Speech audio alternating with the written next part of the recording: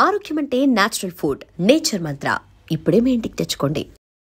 ముందు మీ షోస్లో మీరు మాట్లాడి నేను విన్నాను. అంటే నాకు అనిపించింది ఏంటంటే మీరు లైఫ్నే సీరియస్గా తీసుకోలేదా, లేదా పర్టికులర్ కెరీర్నే సీరియస్గా తీసుకోలేదా? అవసరం లేదు కదా అని పెద్దగా పట్టించుకోలేదు. అంటే నాకు రమణ మహర్షి గారు అంటే బాగా ఇష్టం. చిన్నప్పటి నుంచి అట్ ది ఏజ్ ఆఫ్ 10 నేను ఫస్ట్ టైం ఆశ్రమంకి వెళ్ళాను. నిజమా? నేను ఇప్పుడు వెంకటేష్ బాబు గారు మీరు కలిసి రమణ మహర్షి గారు దాంట్లో ఉన్నారని అనుకుంటున్నాను. లేదు, అప్పటి నుంచి ఉన్నారు. మా ఫాదర్ మా మదర్ కూడా బాగా ఇది ఫస్ట్ టైం నాన్నగారిని జిన్నూరులో ఉంటారు. నిజంగా నాకు చాలా ఆశ్చర్యకరమైన విషయం. ఆర్జీవి గారు తిరుపతి వెళ్ళి పైన పట్టు కండువ ఇలా వేసుకుంటే అందరూ ఎంత ఆశ్చర్యపోయారు. రాజా రవీంద్ర గారు ఆర్జీవి గారితో పోల్చొద్దులేండి. నా ఉద్దేశం అంత షాకింగ్ అంటే అంత పెద్ద ఆయనతో వద్దని. అంటే అంత ఇది లేదు మనకి. అంటే మాట్లాడే ఎబిలిటీ లేదు, ఆయనకున్న టాలెంట్ లేదు, అది వేరేలేండి. ఆయనతో పోల్చుకోండి. సరే సరే అయితే సో నేను నిజంగా అంత షాక్ అయినా. అంటే అప్పటి నుంచి మీరు అంటే అప్పటి నుంచి అంత ఇదిగా ఉండేది కదండి. నేను ఈ సినిమాలో యాక్ట్ చేసినప్పుడు చెన్నైలో ఒక్కడనే ఉండేవాడిని. ఓకే. ఆఫీస్లో ఒక్కడనే ఉండేవాడిని. అప్పుడు విపరీతంగా ఆయన పుస్తకాలు చదవటం, ఆశ్రమానికి వెళ్ళటం అయ్యింది అనమాట. అంటే ఇక్కడ మనిషిగా పుట్టడం అద్భుతం కదా మనకి. అవునండి, డెఫినెట్గా. అప్పుడు అందులో మళ్ళీ కెరీర్లని అవతలోడి గురించి మనకి ఏది ఉందో అది. నాకు ఇప్పుడు మీరు పిలిచారనుకోండి ఇంటర్వ్యూ 11 అంటే 11కి వచ్చేస్తా. అది ఎలా చేస్తానన్నది తర్వాత విషయం. నాకు ఏ వచ్చో అది చేస్తా. సినిమా కూడా అంతే అండి. ఎప్పుడు 5 నిమిషాలు లేట్గా ఎప్పుడు వెళ్ళా, ఎప్పుడు ఒక రోజు మొత్తం షార్ట్ రాకపోయినా ఎప్పుడు ఎవరిని నేను బ్లైండ్ చేయాలి అడగలే. ఎందుకంటే అందులో కష్టం ఉంటుందండి.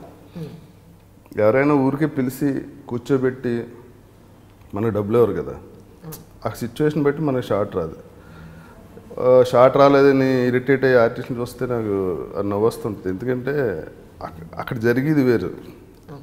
మనకి ఇమేజ్ని బట్టి ముందు మన షార్ట్లు తీసి పంపేయాలి అలా ఉండదండి. ఒక డైరెక్టర్కి ఒక క్రియేటివిటీ ఉంటుంది, అది ఆలోచిస్తూ ఉంటారు. నేను ఈ విషయం ఎంత చెప్తున్నా అంటే అది సిచ్యువేషన్ బట్టి దాన్ని బట్టి ఎప్పుడు ఎవరైతే ఫాలో అవుతారో వాళ్ళకి ప్రశాంతంగా ఉంటారు మెయిన్. ఇప్పుడు కెరీర్ గ్రాఫ్ అంటున్నారు కదా, అది ఎలా వస్తుందంటే అండి ఇదే ఫైనల్ కాదండి.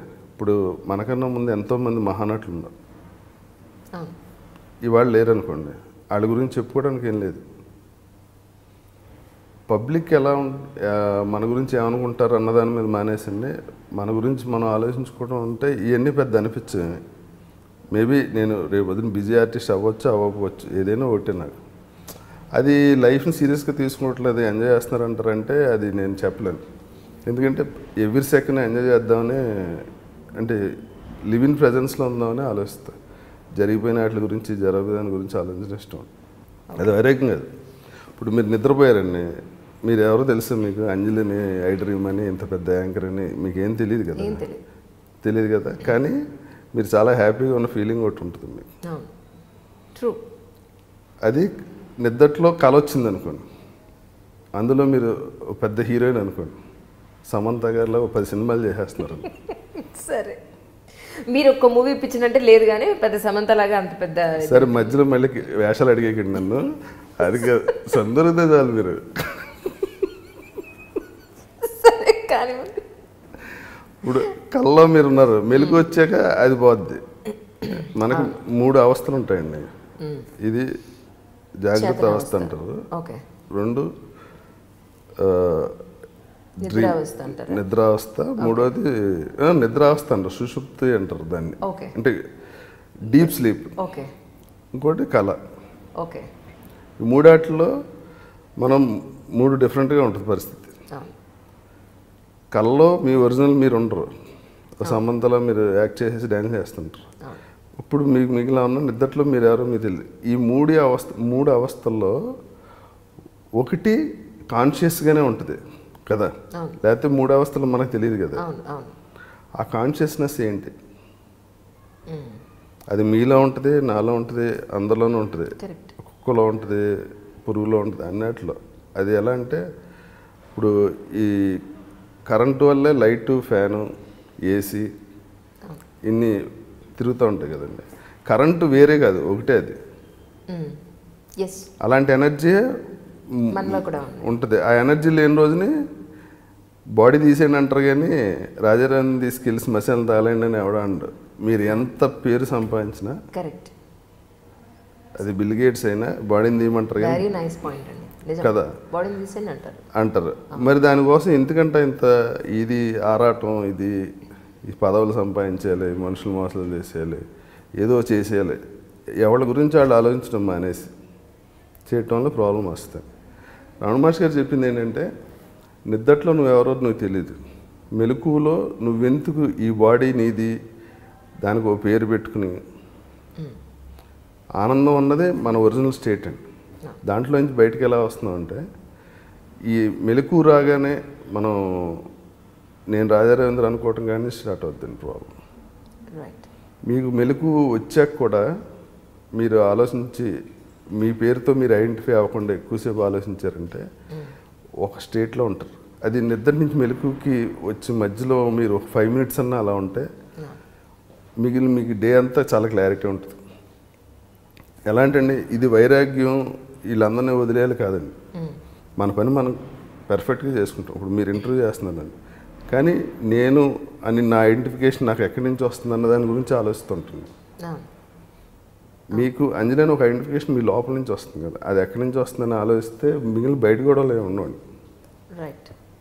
ఇప్పుడు చూసి పరిస్థితులు చూస్తే చాలా దారుణంగా ఉందండి. ఎలా అంటే, ఇప్పుడు లేసామండి, పూజ చేసుకుంటాం ఒక భక్తుడిగా. మీరు చేస్తారా పూజ? చేస్తారా పూజ అంటే రమణ మహర్షి అంటే ఇష్టం అండి. పూజలో ఏం లేదండి, పూజ ఇనీషియల్ స్టేజ్, పూజలో ఏం లేదండి ఇనీషియల్. అప్పుడు వాళ్ళు నేర్చుకోవాలి కదా.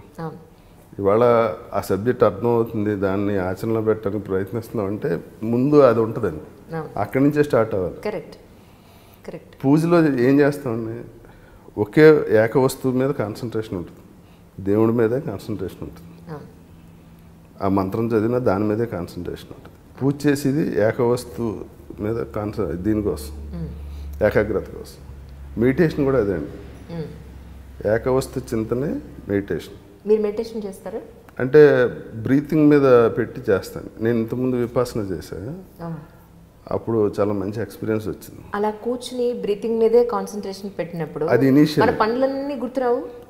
అంటే గుర్తొస్తే ఇంక బ్రీతింగ్ మీద కాన్సన్ట్రేషన్ ఉండదుగా, అదే ఏకవస్తువు చింతన అంటే. ఓకే, మీరు బ్రీతింగ్ మీద ఎంత ఎక్కువసేపు కాన్సన్ట్రేట్ 100% వస్తాయండి. ఈ బాడీ మనకు వచ్చినప్పుడు థాట్స్ రాకుండా ఉండవు అసలు. కాషాయ బట్టలు వేసుకుని స్వామీజీలే జైలుకి వెళ్ళిపోతున్నారు కదా, గురువుగారు అని కూడా తిరిగిన వాళ్ళందరూ స్వామీజీని చూడాలని జైలుకి వెళ్ళాలి. ఎందుకు వస్తుందంటే అండి, ఈ ఏకవస్తు చింతన వదిలేసి ఈ శిష్యులు వచ్చి కాళ్ళ మీద పడగానే ఆళ్లే దేవుడు అని ఫీలింగ్ ఎప్పుడైతే వచ్చిందో రకరకాల ఆలోచనలు వస్తాయి. ఆలోచన రాకుండా ఉండదండి, ఆలోచన రాకుండా ఉంటే రమణ మహర్షి అది. రైట్, మళ్ళీ అటు వెళ్ళినా కూడా మళ్ళీ దాన్ని తీసుకొచ్చి ఇక్కడ ముందు పెట్టడంలో అంటే అండి దాన్ని మనం ఎంతసేపు సస్టైన్ చేయగలుగుతాం దాన్ని బట్టి మన లైఫ్ ఇది కూడా ఉంటుంది. ఇప్పుడు మీ జాబ్ ఉందండి, మీరు అంజలి, మీరు మీ ఫ్యామిలీ, మీ పిల్లలు, మీ పేరెంట్స్, ఈ రెస్పాన్సిబిలిటీస్ ఉంటాయి, హస్బెండ్ ఇవన్నీ. అట్ ద సేమ్ టైం మీరు జాబ్ రెస్పాన్సిబిలిటీ ఉంటుంది. నేను ఇవన్నీ వదిలేసి బ్రీతింగ్ మీద కాన్సన్ట్రేట్ చేస్తానంటే అది జరిగే పని కాదు. నేను అనేది ఏంటంటే ఇవన్నీ కరెక్ట్గా ఏ క్యారెక్టర్ అది పర్ఫెక్ట్గా చేయాలంటే ఇది ఉండాలి మెయిన్, అప్పుడు మీకు క్లారిటీ వస్తుంది. అంటే ఇక్కడ ఓకే వాళ్ళకి ఏముంది అది అంటే అటాచ్ అవ్వరు అనమాట. తామరాకు మీద నీటి బొట్ల మీ పాప ఉంది, దానికి ఏదైనా ప్రాబ్లం ఉంటే మీరు అది సాల్వ్ చేస్తారు అనుకోండి, చేసేస్తారు. ఈ ఇది లేదనుకోండి, మనకి ఆధ్యాత్మిక ఇది లేదనుకోండి, తనకు వచ్చిన కష్టం అంతా మనకే అనుకుని అటాచ్ అయిపోయి వాళ్ళతో పాటు మనం ఏడ్చేసి వాళ్ళకి దెబ్బ తగిలితే మనం ఇది అయిపోయి, దెబ్బ తగిలితే ఏం చేయాలి, ఇమీడియట్గా హాస్పిటల్ తీసుకెళ్ళి అలా తగ్గాలన్నది ఆలోచించాలి తప్ప ఆ పెయిన్ మనం తీసేసుకుని దానివల్ల దాని పెయిన్ తగ్గదు. కానీ మనకున్న ప్రేమ వల్ల ఈ అండర్స్టాండింగ్ అంటే ఆధ్యాత్మిక దీనివల్ల ఇందులో నేను చెప్పేది ఏంటంటే మన రియల్ లైఫ్లో కూడా చాలా ఇదిగా ఉంటుంది. అంటే వాళ్ళతో అటాచ్మెంట్ ఉంటుంది కాబట్టి ఆ పైనంతా మనం ఎక్కువ మెంటలీ అటాచ్మెంట్. ఇప్పుడు పేరెంట్స్ అయినా అంతే అండి, మదర్ ఫాదర్కి ఏదైనా అయితే మనకైనంత హడావిడి అయిపోద్ది. కానీ అక్కడ క్లారిటీ ఉండాలి, ఉన్నప్పుడు మిగిలిన పనులు ఈజీగా చేయగలుగుతాను. Correct. iDream. Please subscribe iDream Media. Please do subscribe to iDream. Please subscribe to iDream Media. For best entertainment and information, please subscribe iDream. And don't forget to subscribe to iDream.